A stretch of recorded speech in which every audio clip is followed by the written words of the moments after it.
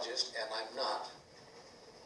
If I were a psychiatrist, and I'm not, but if I were, I would say to Haga, if she came to me and said, you know, I need some help with my anger, I'd say to her, where's the payoff for you? Look to see what the payoff is. There's a payday there. When you get angry, something inside of you feels good. And I can tell you what it is. I'm not a psychiatrist, but I can tell you what it is, Haga. It's very simple. Haga has been beat up by everybody from her father to her husband, to her second husband, to her third husband, to her boyfriend, to her next boyfriend, always banging on her and hitting her and hurting her. And she has felt powerless. So when she becomes angry, she feels powerful. It's a compensatory behavior.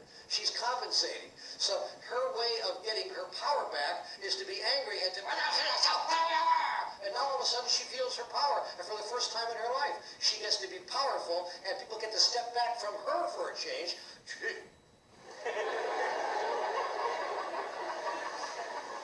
And she feels power over, rather than someone having power over her. And before anyone even tries to have power over her, if anyone even begins these days to have power over her, she puts them in their place very fast. She told me so yesterday. It's simply a compensatory behavior. From a psychological point of view, it's entirely understandable. Entirely understandable.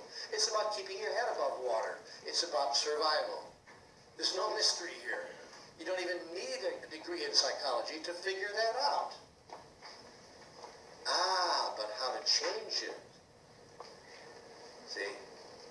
Well, you can't change it by telling Haga, don't try to be powerful, don't try to experience your power that way, because she has a right. We all have a right to experience our own power. Therefore, a spiritual psychologist would say to Haga, can you think of another way to be powerful?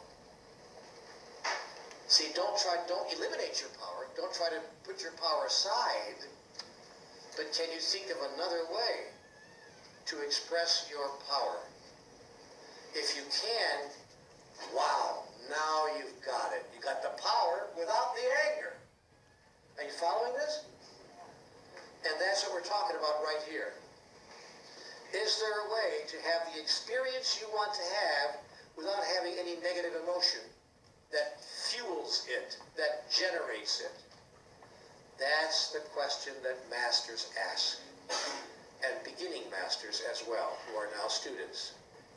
And that's the question that the whole process of the mechanics of the mind gives us an opportunity to evaluate. If I were working with Haga on a long-term basis, I'd have her come to see me once every other week or so, twice a month, but I wouldn't let her see me more than 3 or 4 times. I mean, really, 4 or 5 times at the most. I wouldn't have her in therapy for a year and a half and make all kinds of money at, $75 an hour or whatever. I would just have her come 3 or 4 times. That's all it would take. She and I would agree, I have other ways of demonstrating my power. Not the least of which is love. There is nothing more powerful than love. Nothing. I have a thing around my neck that I wear all the time. My darling wife gave it to me. It says on here in Latin, love conquers all. Love conquers all. She gave this to me on our anniversary. And she knows. My wife understands. My wife never yells at me or raises her voice. She has a different kind of power.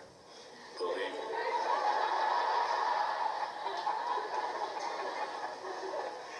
I'm going to write a book one day called A Different Kind of Power. See? And she knows how to use that power, and she uses it softly and gently and kindly, but don't think she doesn't use it, because all people do.